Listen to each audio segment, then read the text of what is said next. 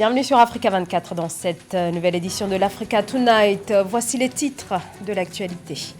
Première visite d'une délégation égyptienne à Tripoli depuis 2014. Un déplacement qui soulève d'importantes interrogations quant au jeu d'alliance de l'Égypte qui soutient jusqu'à présent le maréchal Khalifa Haftar, homme fort de l'Est libyen, qui combat le gouvernement de Tripoli. Au Bénin, l'opposition réclame une révision des listes électorales dans la perspective de l'organisation de l'élection présidentielle du 11 avril 2021. Le Parti des démocrates, notamment, exige un audit du fichier électoral, mais aussi l'annulation de plusieurs réformes politiques controversées adoptées en 2019 par le gouvernement. Les opportunités économiques qui lui sont offertes sont souvent inadaptées. L'inquiétante flambée du chômage qui touche de plein fouet la jeunesse africaine, problématique une nouvelle fois soulevée par l'Organisation internationale de la francophonie qui plaide pour plus d'action de la part des gouvernements en faveur de l'emploi des jeunes. Et on commence ce journal par la date désormais fixée en Côte d'Ivoire pour les élections législatives. Elles se tiendront le 6 mars 2021. C'est ce qu'a annoncé la Commission électorale indépendante. Autre annonce, l'ouverture des dépôts des candidatures dès la semaine prochaine. La fixation de ce calendrier intervient dans un contexte marqué par des tensions politiques persistantes entre pouvoir et opposition depuis la réélection du président Alassane Ouattara à un troisième mandat controversé. C'est une première depuis 2014. Une délégation égyptienne s'est rendue à Tripoli pour une visite officielle. C'était dimanche. Tripoli, siège du gouvernement d'union nationale, reconnu par la communauté internationale. La délégation a été dépêchée auprès du gouvernement d'union nationale. Le but est de normaliser les relations diplomatiques entre les deux pays, relations très tendu, surtout depuis que l'Égypte a décidé d'apporter son soutien au maréchal Khalifa Haftar, rival du Premier ministre Fayez al-Sarraj. Le compte-rendu de cette visite dans ce sujet d'Aïssatou Bari. Pour la première fois depuis plus de 6 ans, une délégation égyptienne était en visite officielle à Tripoli dimanche 27 décembre auprès du gouvernement d'union nationale de Fayez al-Sarraj.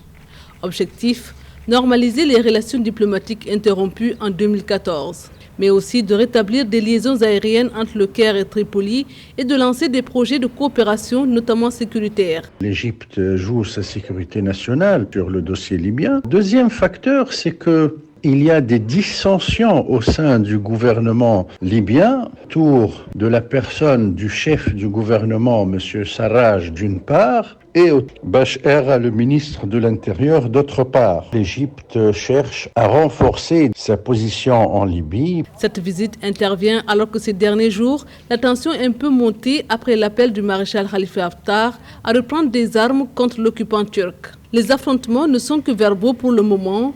Le cessez-le-feu signé en octobre 2020 sous l'égide de l'ONU reste toujours en vigueur. Selon les autorités libyennes, cette visite avait également pour objectif d'appuyer davantage l'accord de cessez-le-feu. La politique américaine à la faveur de l'élection de M. Biden va très certainement changer. L'Égypte prépare ses cartes, prend langue avec le gouvernement de Tripoli, assure M. Haftar de son soutien dans le but de peser lors des négociations finales en faveur de l'accession de M. Biden au pouvoir. Un exploit de l'avis de certains observateurs étant donné que l'Égypte est considérée comme un soutien de camp adverse, notamment celui du maréchal Khalifa Haftar, l'homme fort de l'Est libyen. Pour marquer cette nouvelle page de l'histoire des deux pays, l'ambassade égyptienne à Tripoli pourrait donc rouvrir 6 ans après sa fermeture. L'opposition béninoise exige un audit indépendant de la liste électorale avant l'élection présidentielle prévue en avril 2021. C'est ce que réclame notamment le Parti des démocrates. L'opposition constituée en collectif dénonce en outre son absence du Conseil d'orientation et de supervision de la liste électorale permanente informatisée. Reportage de notre correspondant Lefti Ounou. Ce dimanche 27 décembre 2020 à Cotonou, un collectif des partis politiques de l'opposition est monté au créneau en prélude de la présidentielle d'avril 2021 au Bénin. Cette première sortie médiatique des partis d'opposition est axée sur plusieurs points, notamment le processus électoral, la liste électorale et les injonctions de la Cour africaine des droits de l'homme et des peuples à l'État béninois. Les législatives exclusives du 28 avril 2019 ont engendré l'installation de 83 députés de la mouvance et l'entièreté des membres du Conseil d'orientation et de supervision de la liste électorale permanente informatisée COS-LEPI, tous issus des deux blocs politiques soutenant le président Patrice Talon. L'opposition réprouve la crédibilité de l'actualisation de la liste électorale en cours et réclame un audit indépendant du fichier électoral. Signalons qu'avec le RAVIP, plus de 2 millions de personnes reçoivent des actes de naissance dans une totale opacité et en dehors des structures prévues pour la délivrance de tels actes. Les partis, associations, mouvements et personnalités de l'opposition du collectif jugent inadmissible l'organisation des élections sur la base d'une telle liste et en exige un audit indépendant avant toute utilisation.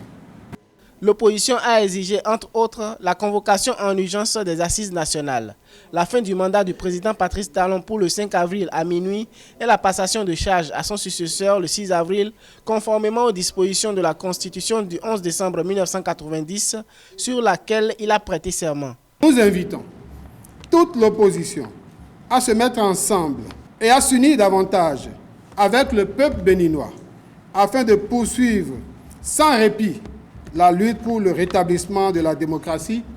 En réaction aux 4 exigences formulées par le collectif de l'opposition, un député de la mouvance présidentielle a désapprouvé leurs recommandations de quoi alimenter cette tension préélectorale. Le président burkinabé Roch Marc Christian Kaboré, réélu au premier tour le 22 novembre, a prêté serment ce lundi. J'entends gagner le pari de la sécurité et de la stabilité. C'est ce qu'il a déclaré dans son discours d'investiture. La sécurité, le défi numéro 1 du président du Burkina Faso, pays qui s'est enfoncé dans le chaos avec des attaques terroristes quasi quotidiennes. Corinne Kamse et Olé.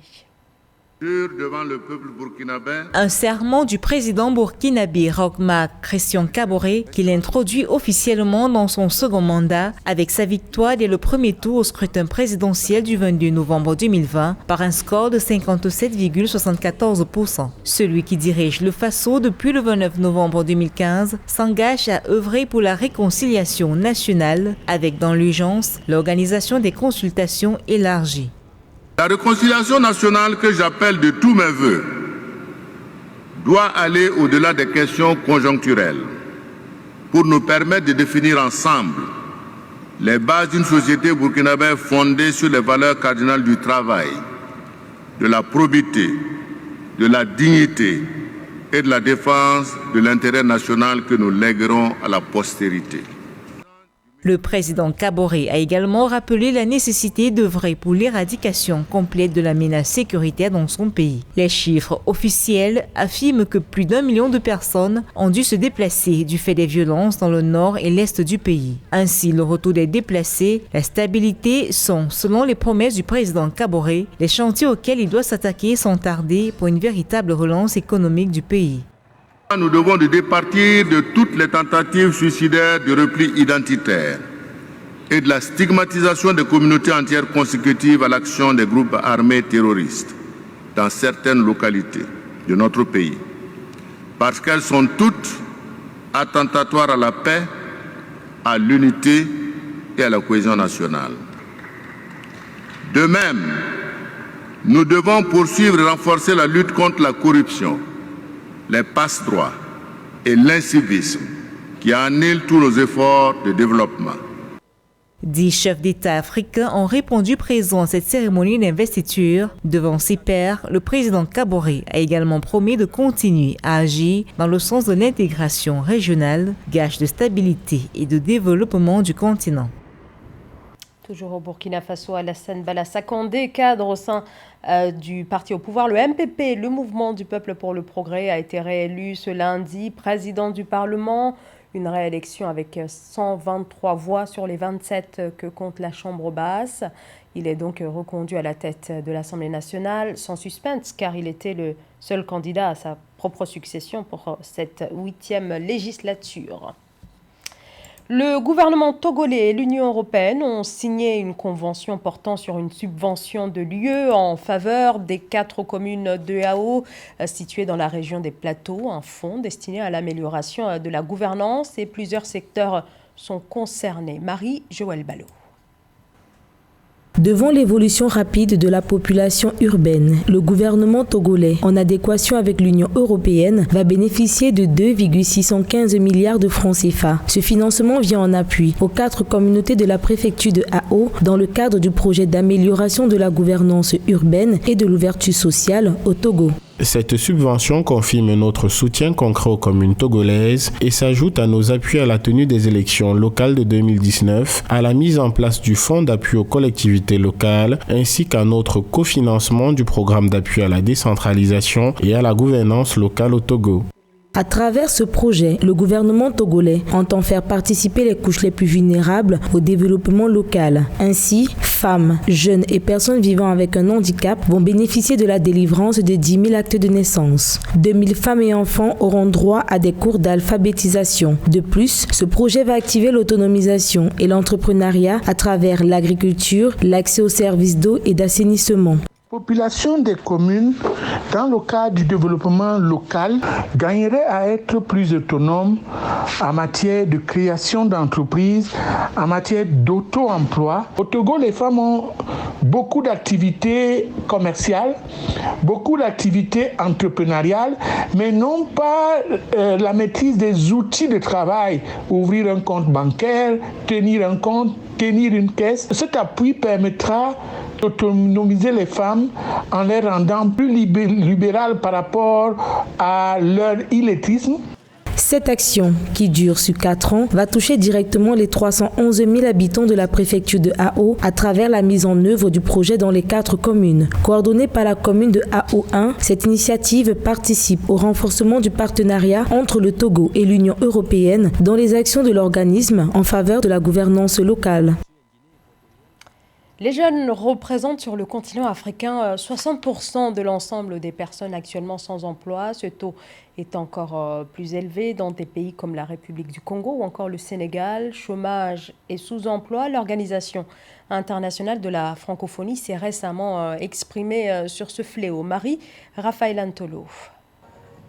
Suite à la tenue de la grande consultation de la jeunesse francophone qui a mobilisé plus de 10 000 jeunes issus de 83 États et gouvernements membres de la francophonie et qui s'est déroulée pendant 2 mois précisément de mai à juillet 2020, une émission consacrée à la jeunesse francophone intitulée Parole aux jeunes a été organisée. Cette émission qui s'est tenue le 22 décembre 2020 a été l'occasion idoine pour la jeunesse francophone africaine de parler des difficultés qui sont les siennes. Elle aura surtout partagé ses attentes en termes d'éducation et de formation. Le problème est surtout au niveau de l'orientation, parce que les jeunes ont la volonté, mais n'ont pas toujours la connaissance des besoins sur le terrain. Nous, on a vu par exemple on a besoin d'une collaboration entre les établissements scolaires et les entreprises, parce que ce sont eux qui éduquent les jeunes et c'est nous qui connaissons les besoins. Donc, pour ce qui est du recrutement, par exemple, au sein de notre entreprise, on a plus de difficultés sur les métiers techniques qui sont des métiers liés à la réalité actuelle.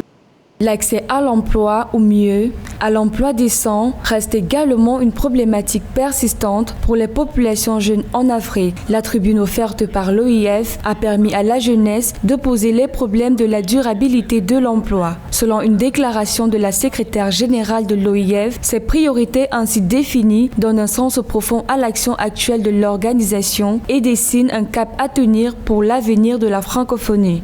Nous pensons qu'il est important de préparer la jeunesse à l'emploi parce que c'est plus facile d'être employé quand on a des talents d'employabilité. Et donc pour nous, c'est l'accompagnement de cette jeunesse à travers différents programmes, dont le soutien à l'entrepreneuriat, à l'innovation. On va commencer la formation sur les métiers du numérique. Et la jeunesse francophone est une jeunesse qui est engagée, qui veut faire au-delà de leurs propres intérêts. Ce grand exercice de citoyenneté qui a placé les jeunes au cœur des débats sur les problématiques majeures du continent entoure la célébration du 50e de la francophonie cette année 2020. Une approche participative qui, selon les responsables de l'institution, devrait se pérenniser au cours des prochaines décennies. C'est la fin de ce journal. Merci de nous avoir suivis. Dans un instant, une nouvelle édition de l'actualité sur Africa 24.